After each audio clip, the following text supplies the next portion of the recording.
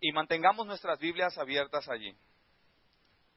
Quisiera preguntarles si alguna vez tú le has dicho a alguien o alguien te ha dicho, ¿cómo eres tan exagerado? ¿Te encanta ahogarte en un qué? En un vaso de agua. Entonces sí se lo saben. ¿O lo han oído nada más por ahí? Nada más lo han oído, ¿verdad? Pero a veces somos buenísimos para decirle a la gente eso. ¿Cómo te encanta hacerte la vida de cuadritos? Te encanta ahogarte en un vaso de agua. Es más, haces de un vasito de agua una tormenta. La cuestión es de que cuando estamos en el vasito de agua, ¿cómo se siente? ¿Me explico? Es más, no ocupamos un vaso de agua para ahogarnos. Estás tomando un traguito, te descuidas por alguna razón y son unas gotitas las que se van mal por el conducto por aquí en tu garganta y empiezas a toser y a toser, te pones morado, verde, de colores, pero no ocupas un vaso de agua para ahogarte. 2 o 3 gotitas son suficientes para broncoaspirar. Y qué rico se siente, ¿verdad? ¿Verdad que no? Todos en nuestra vida, creo que en más de una ocasión, vamos a sentir que nos ahogamos en un vaso de agua.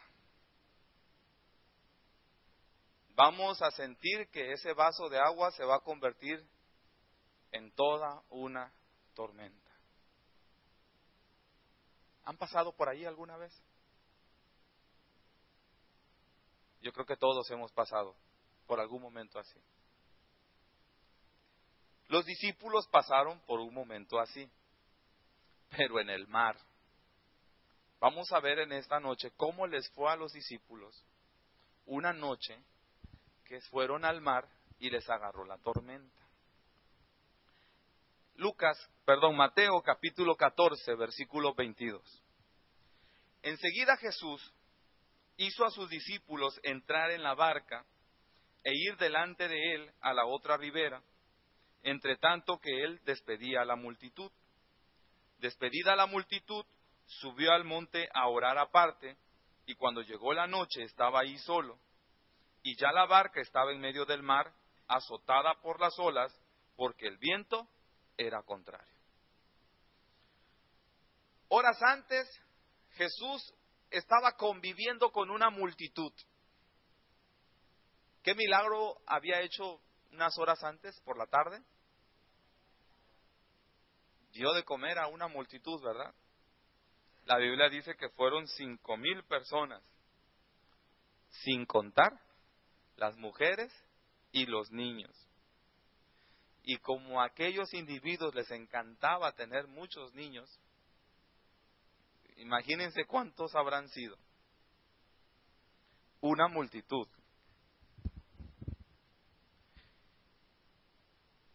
La gente quería platicar con Jesús. Algo así como cuando alguien dice, pastor, un minutito, a la salida del culto el domingo, ¿verdad?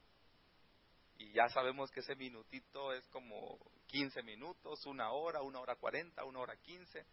Y entonces, pues nos vemos en la necesidad de decirles con muchísimo gusto, ¿qué te parece si nos vemos el próximo lunes, o el próximo martes, o el próximo miércoles? Pero hay ocasiones en las que pues no se pueden posponer el apoyo pastoral para una persona, ¿verdad? Y me imagino a Jesús con una agenda muy apretada y no podía posponer la atención a mucha gente. Y él se quedó a atender a la gente. Le dijo a sus discípulos, ustedes váyanse a la isla de en medio y espérenme allá. Mientras yo voy a quedarme con ellos, necesito platicar con la señora que tiene problemas con sus hijos, con el señor que está batallando con el alcohol, con el muchacho que está batallando con las drogas, con la señora que la golpea a su esposo, y etcétera, etcétera, ¿no? Y empezaron a hacer fila todos. Eran como 5,000 sin contar las mujeres y los niños. Yo me imagino que mucha gente quería acercarse con Jesús. quería conocerlo, hablar, qué sé yo. Mientras los discípulos, Jesús les dijo, vayan del otro lado. A Jesús lo agarró la noche. Jesús terminó de atender la multitud, se quedó a orar, se quedó allí, orando. Y mientras Jesús estaba de este lado de la orilla, ¿qué estaba pasando con los discípulos en el mar? Estaban enfrentando una tormenta. Yo sé que aquí hay muchas personas que conocen de mar y podrían tomar el micrófono y enseñarnos mucho más de lo que yo pueda enseñarles del mar. Pero lo que muchos de ellos han compartido es que cuando se levantan señoras tormentas, ciclones, huracanes y todo eso en el mar, podrá ser el ferry, podrá ser el mejor camaronero o podrá ser el mejor atunero, pero el mar es el mar. La tormenta es la tormenta y los vientos son los vientos. Imagínense en aquel tiempo la barquita de los discípulos sin tanta ciencia y tecnología, sin radares, sin helicópteros, sin lanchas motorizadas. Era de puro remar. Y les agarró la tormenta. Dice la Biblia que, versículo 24, era azotada por las olas su barca y aparte el viento era contrario. Mas a la cuarta vigilia de la noche, Jesús vino a ellos. ¿A qué horas llegó Jesús con ellos? A la cuarta vigilia. Los judíos dividían su horario nocturno en 4 vigilias. La primera vigilia era de 6 a 9, la segunda de 9 a 12, la tercera de 12 a 3 y la cuarta de 3 a 6 de la mañana. Y la cuarta vigilia era el horario más pesado. ¿Por qué? Porque era el horario en el que se te venía encima el cansancio. Hay quienes dicen, no, es que yo pasando de las 12 se me fue el sueño, sí, pero pasando de las 3 te vuelve a agarrar. Y los ojos se te cierran y te vence el cansancio. Y estos muchachos no estaban jugando a aventar la red. No estaban festejando que sacaron mucho camarón. Estaban luchando contra el mar. Estaban luchando por salvar sus vidas. Era la cuarta vigilia de la noche. No había Gatorade para recobrar energías. En verdad estaban enfrentando una situación difícil. Yo me imagino a esos hombres agotados, rendidos. Y no fue sino hasta ese momento en que alguien se hizo presente. Y fue Jesús. Yo aprendo aquí por lo menos 3 o 4 cosas. La primera de ellas, Jesús les dijo, vayan al otro lado, yo me quedo. Esto me recuerda cuando Dios le dijo a Moisés, no quiero que tú te vayas a la tierra prometida rodeando el mar. No quiero que te vayas por la ruta comercial. Quiero que te vayas por el lado del desierto. Es como si Dios le dijera a Moisés, ve a los Mochis, pero agarra dirección Tepic. ¿Qué dirían ustedes? Señor, para allá no es los Mochis, es para el norte, ¿por qué me mandas al sur? Bueno, lo mismo hizo Dios con Moisés. Dios envió a Moisés al sur. Dios envió a Moisés al desierto, a un lugar muy distinto hacia donde realmente debían dirigirse. Y estando en ese lugar, se encontraron frente al desierto, frente al mar, y por la parte trasera tenían a todo el ejército de Faraón.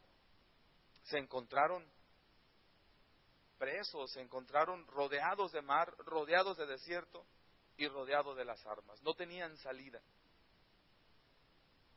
Pero Dios le dijo a Moisés, vayan al desierto. Y Jesús le dice a sus discípulos, vayan al mar. Yo me quedo aquí, necesito que ustedes vayan al mar. Por mí no se preocupen. La primera lección es que muchas veces el Señor nos va a enviar a las tormentas. Muchas veces el Señor Jesús nos va a enviar al mar. Y aparentemente nos va a enviar solos. Te toca. Vayan. Yo me quedo, desde aquí voy a observar. Vayan al mar. Ellos obedecieron y se aventaron a las aguas. Y en la Biblia vamos a ver a Dios y al Señor Jesucristo obrando muchas veces de esa manera, aventándonos al ruedo. A veces el Señor va a permitir que tormentas azoten nuestras vidas.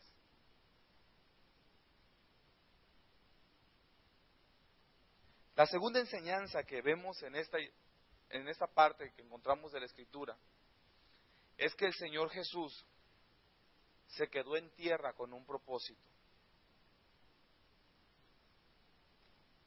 ¿Qué es lo que destaca el siguiente versículo ahí en Mateo capítulo 14, versículo 23? ¿Qué se quedó haciendo Jesús? Despedida la multitud, subió al monte a orar.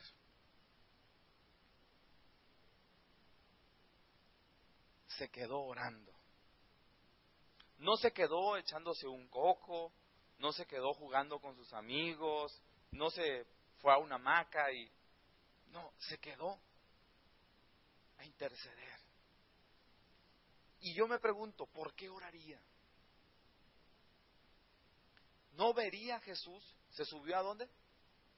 A un monte. Se subió al faro. Se subió al cerro de la Nevería.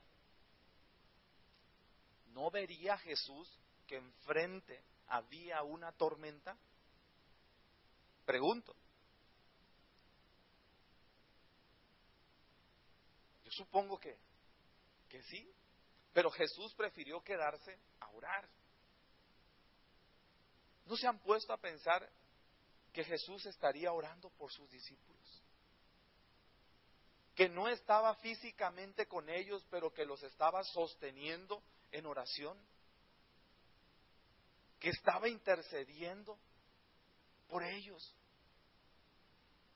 Yo lo creo así. Y les explico por qué. Dice la Escritura que Jesús supo que Pedro le iba a traicionar, que Pedro iba a fallar, iba a titubear en su fe. Entonces Jesús fue con Pedro y le dijo, Pedro, Satanás os ha pedido al Padre zarandearos, ¿se acuerdan? Zarandear tu vida como al trigo. Pero quiero decirte, Pedro, que yo, ¿qué cosa? He rogado al Padre que tu fe no falte. Jesús, como Hijo de Dios, sabía que había una guerra espiritual detrás de la vida del apóstol Pedro y que Satanás estaba determinado a destruir la fe de Pedro, a derribar la fe de Pedro, pero cuando Jesús vio las intenciones de Satanás, Él se puso a interceder delante del Padre por su apóstol Pedro. Pero yo he rogado al Padre que tu fe no falte. Imagino a Jesús enterado que había una tormenta, enterado que sus discípulos estaban allá en medio del agua,